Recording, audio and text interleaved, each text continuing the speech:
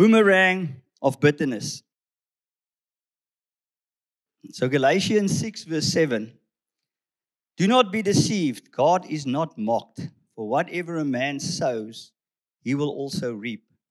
So all through Scripture, the message is, you will reap what you sow. Mercy or misery. So what are you throwing into the world? Because like a boomerang, it's going to come back to you.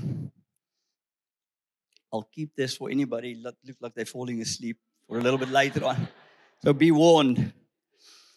So what are you multiplying? Are you multiplying mercy or are you multiplying misery? Now, for the longest time in my life, I multiplied misery. There is so many things that happens to each of us as we go through life. You're young, you're in school, you get called names. People do terrible things to you, and a lot of that stuff follow us as we grow older. And then as we grow older, you fall in love, you get rejected, you get hurt. Eventually you get married. Some of us get divorced. People break into your house, steal your stuff. Robbers hold you at gunpoint, rob you. And then sometimes family and friends backstab you.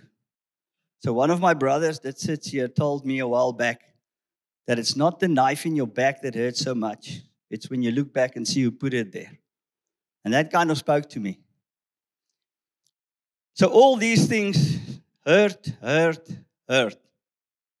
So for years I thought, take it on the chin, roll with the punches, carry on. Learn from it, and don't look back. So through all of this, I never realized that we're supposed to forgive every single thing that happens to us. Do you realize that? Even the small stuff. Sometimes we forget. Sometimes we say, I will never forgive that. We need to forgive everything. So I like that little, I don't know, what's up, there's that little man with the two hands. So I'm like, really, for so many years in my life, why didn't somebody tell me that? That I need to forgive every single thing, or forgive unconditionally, or I won't be forgiven unconditionally. So today we're going to fix that. So please listen. So some of you might remember the story I told on stage with Andre here maybe a month or 2 months ago. If you have heard it, please bear with me. It is not long. I'm just going to run through it again quickly. So in 2007, I started a construction material delivery business. So I had a yard in Honeydew in Joburg. We sold cement, bricks, and all kinds of building material. And then I had tipper trucks that delivered materials for 22 hardwares and their customers. So it went very well. By 2009, I had 10 trucks, and the business was doing well. Then the world economic collapse of 2009 happened. So 20 of the 22 hardwares got liquidated, and I ended up being owed a massive amount of money and owing the bank a massive amount of money. So in March 2010, I got sequestrated. And in April 2010, I got divorced. So years of hard work, all gone. I lost everything. Even my daughter, which was 9 at that time, that I saw every single day, up to then, I could only see every second weekend. So my life literally fell apart. And the cherry on the cake is they took everything and left my personal belongings and my guns and my ammunition. So I was then, found myself one day sitting on an anthill in a veld in 4 ways. My whole world has fallen apart. You literally have nothing to live for. And then I got to decide. They did leave the guns and the ammo to take the easy way out, or suck it up and start over. So I sucked it up and I started over. Lesson I learned out of this is I said to the Lord, sorry, Lord, all my fault. So clearly my way is not working. And since I'm going to be starting over, I might as well try it God's way. So that meant spending more time with the Lord, spending more time in the Bible. And as I went through the Bible, especially the New Testament, something was screaming at me from the pages of the Bible. It's, what does my forgiveness look like? And by that, I don't mean the forgiveness that Jesus died for on the cross that we receive. I mean the forgiveness that I was giving to other people. And I have to say, mine was not looking good. I still had conversations in my head with people. I still relayed certain events in my head. I had anger issues, especially about that events and that people, if I think about or talked about them. I had resentment towards people. I was in trouble. And then one day I read this passage. In Matthew 18:21, Peter comes to Jesus and asks, Lord, how often shall my brother sin against me and I forgive him? Up to 7 times. Jesus said to him, I do not say to you up to 7 times, but up to 70 times 7. That is 490 times. That's an awful lot of forgiving. Today we are going to look at unforgiveness. And like this boomerang of bitterness that you throw, we need to release mercy over others, and that will come back to you.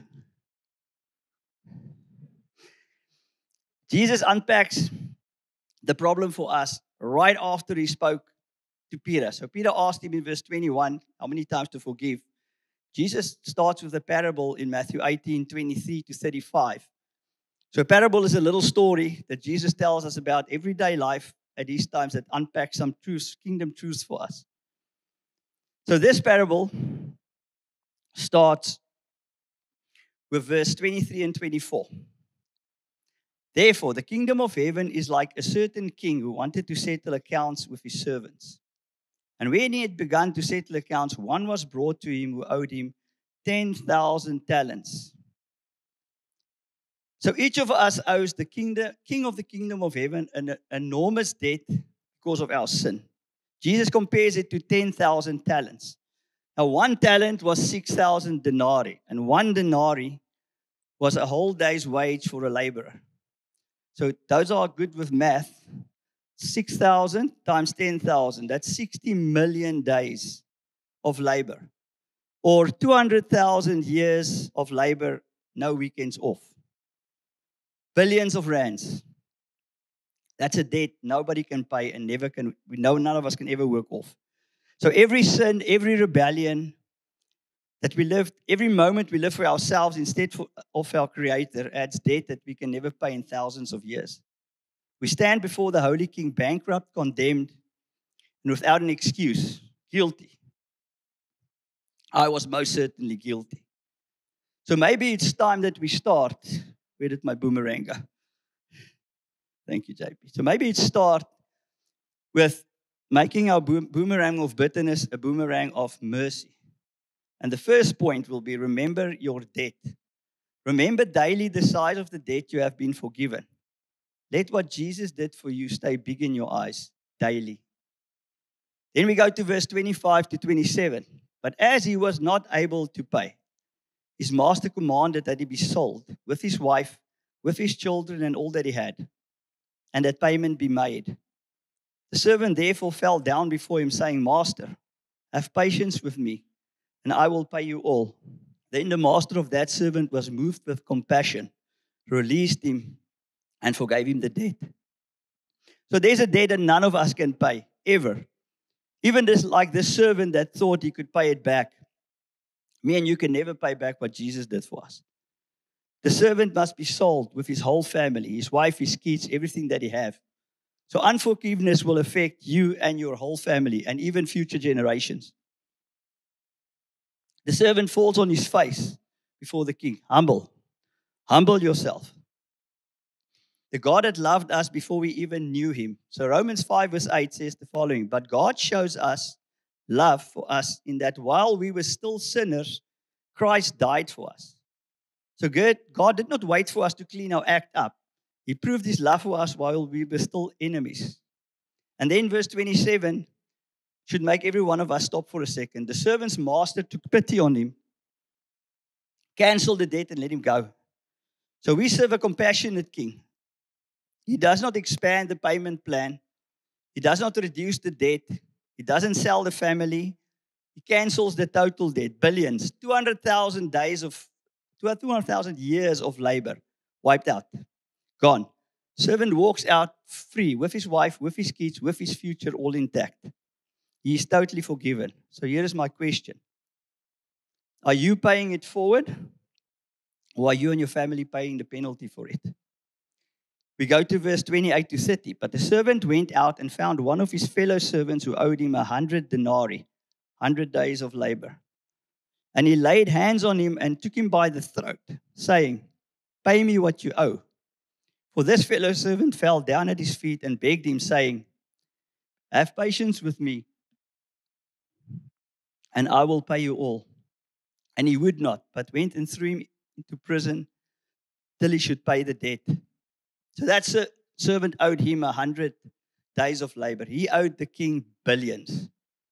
So the king forgave him. He walks out, grabs the other guy by the throat, throw him in jail. He's now multiplying misery for a little debt. The worst thing that anyone has ever done to me or you is a speck of dust compared to the mountain range of sin that we have against our holy God. If we have been forgiven an infinite debt, how dare we withhold forgiveness for a debt of sins? I want to say that again. If we have been forgiven an infinite debt, how dare we withhold forgiveness for a debt of sins? So in your marriage, your partner upsets you and you stonewall. Now you are putting your spouse in prison. You are tormenting them. Or I'm stubborn and proud and I'm not representing Jesus. I'm going to quote Andre from last week. I need to get off my high horse of pride because I am multiplying misery into my family. Are you paying it forward or are you working for the devil? Ask yourself. And why would you want to do the devil's work? Verse 31 to 34. So when his fellow servants saw what he had done, they were very grieved and came and told their master all that he had done. Then the master, after he had called him, said to him, "You wicked servant, I forgave you all that debt because you begged me. Should you not also have had compassion on your fellow servant, just as I had pity on you?" And his master was angry and delivered him to the torturers until he should pay all that he was due. I want to repeat that. And his master was angry and delivered him to the torturers until he should pay everything that was due. Are you that wicked servant? I most certainly was. Who are you working for? Are you multiplying misery? Then you're working for the devil. Or are you multiplying mercy? Then you're working for God. Here Jesus is making the following points. Unforgiving people will face severe judgment from God. The punishment fits the crime. The servant who refused mercy received no mercy. God sees your heart. He even knows what you think. And he sees what you do. He knows if there's bitterness in your heart. He knows if you're wicked or merciful. So who are you serving? Are you an ambassador for the devil or are you an ambassador for God? And then I want to ask you, do you realize that everything you do, even in secret, there's a video of it in heaven?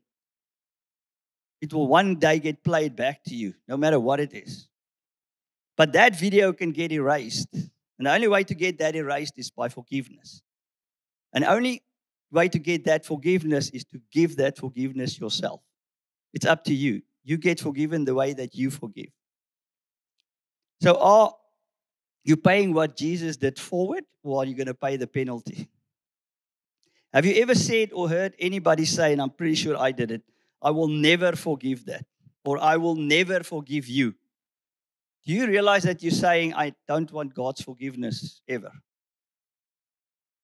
Maybe we should turn that around. And instead of saying, "I will never forgive you," say, "If I never forgive you, God's never going to forgive me." Gives it a whole different meaning. Not so lucky to say that. So Jesus is not merely giving us good advice in this parable. He's issuing a solemn warning. Unforgiveness is so serious that it can cause the person who has tasted forgiveness from God to be handed back over for judgment or tormentors.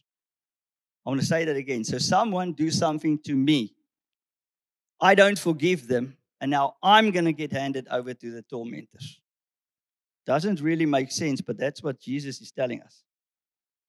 So in the end, every one of us stands before the King, either as forgiven debtors we has become forgiving people, or as people who clutched, or people who refused to forgive and forfeited the mercy that could have been theirs, clutching our little petty problems to ourselves. And then the parable ends with verse 35. Jesus says, "So my heavenly Father will also do to you if each of you from the heart does not forgive his brother his trespasses." From the heart. Each of us need to have a clean heart. Forgiveness is a process, but you need to forgive as fast as possible.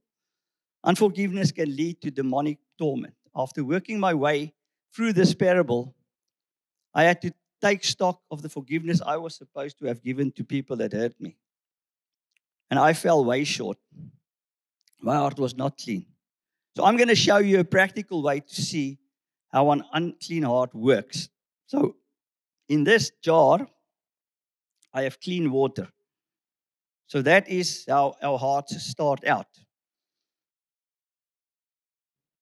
Then, as we go through life, I've told you a little bit of my story, but I'm sure everybody's got their own story. There's terrible things that happen to you in school. Maybe you didn't forgive all of it. And then later in life, more hurt. And maybe you said, like I did, I will never forgive that. Or I'll never forgive you. Or maybe we feel something was done to us that doesn't deserve forgiveness. And you're right. Doesn't deserve forgiveness. But it goes sits in your heart. And then as we go further through life, more stuff happens. We get divorced. People backstab us. Terrible things happen. And that little bit of unforgiveness here, a little bit of unforgiveness there that we forget about or don't address becomes a lot of unforgiveness in your heart. And then your heart starts looking like this. Now, in Encounter 4, for those that have done it, they teach us that unforgiveness is you drinking the poison, hoping somebody else will die. Now, this is a good example. Your heart is getting poisoned. The other person carries on with their life in most cases. And you're the one that sits with the problems. So what do we do if that's you?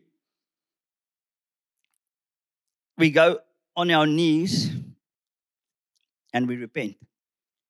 We go before the Lord and we say, Lord, in my case, I didn't even know that all the stuff was going to go sit in my heart from years and years ago.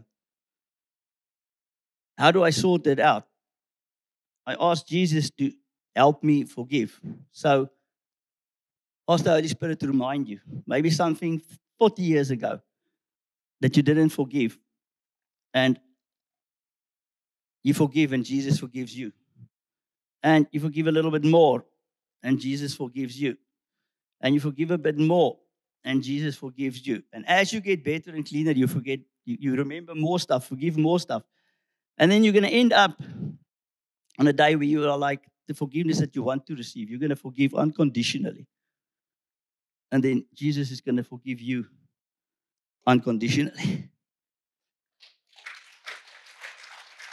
Watch that. It's like a light yellow now, but it comes crystal clean. So we can make our boomerang a boomerang of mercy. So we said, remember your debt. Point 1. Second point, pray for your debtors. I'm going to just throw it again. See, everybody's awake. Good catch, JP. So your boomerang can be a boomerang of bitterness, but it can also be a boomerang of mercy. We reap what we sow. If you're going to be sowing mercy, mercy will come back to you. And then Jesus says in Matthew 5:44, but I say to you, love your enemies, bless those who curse you, do good to those who hate you, and pray for those who spitefully use and persecute you.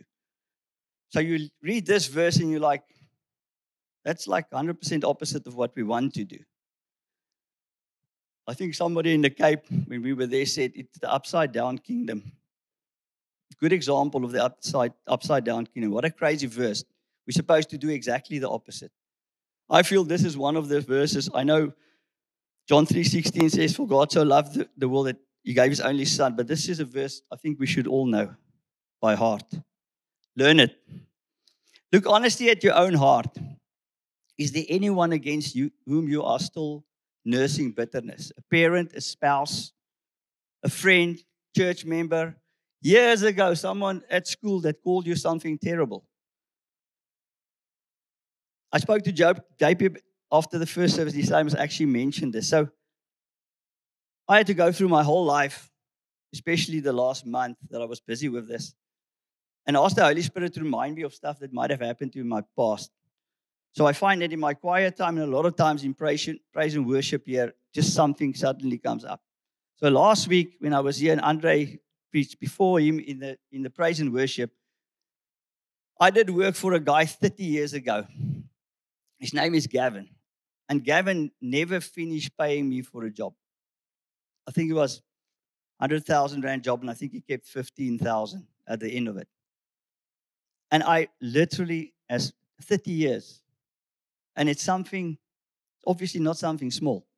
Somewhere inside me, there must have been something left of that. So then I had to go to the Lord and say, Lord, I put it down at your feet. Bless him. I don't even know where he is. He might not even be alive. But forgiveness is for me, not for him. So are you paying it forward or are you paying the penalty?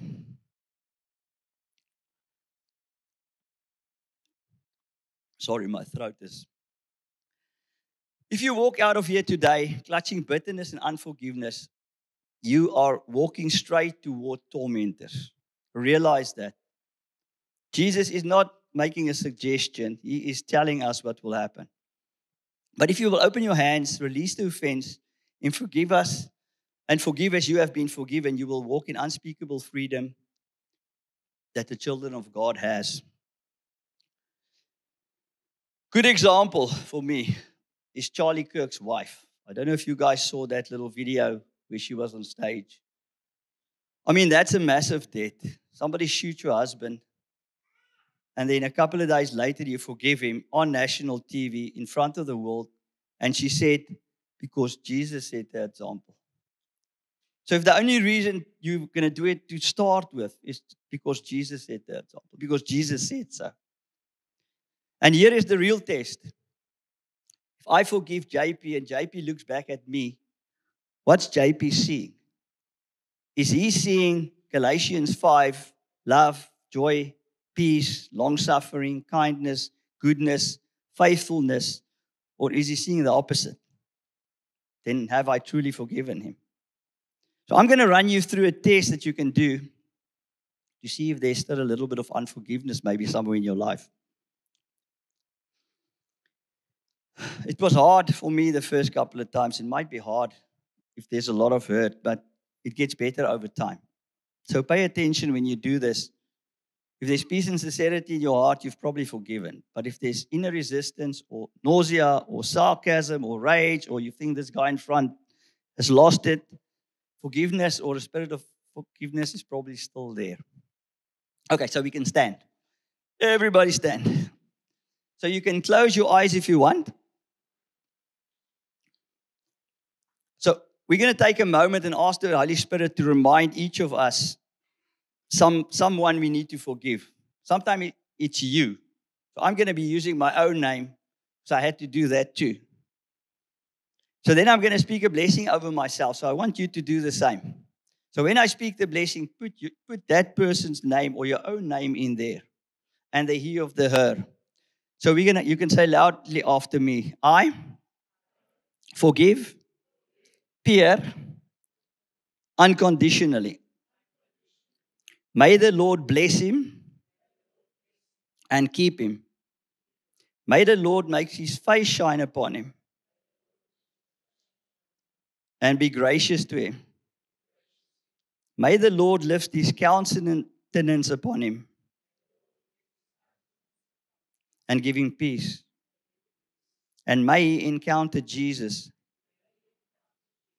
and have a relationship with him. So pay attention to what rises in your heart. And this is good homework. Go home every day in your quiet time. Say this to yourself. Remember the fast that Andre spoke about. Jordan also mentioned it in January. Start now. In your quiet time, ask the Holy Spirit to remind you if there's anything. Through the fast, fast for stuff out of your past that you might have forgotten or might have left there. What a beautiful way to get clean by the end of January and live in freedom and joy. So let's change our boomerangs of bitterness into boomerangs of mercy and forgiveness.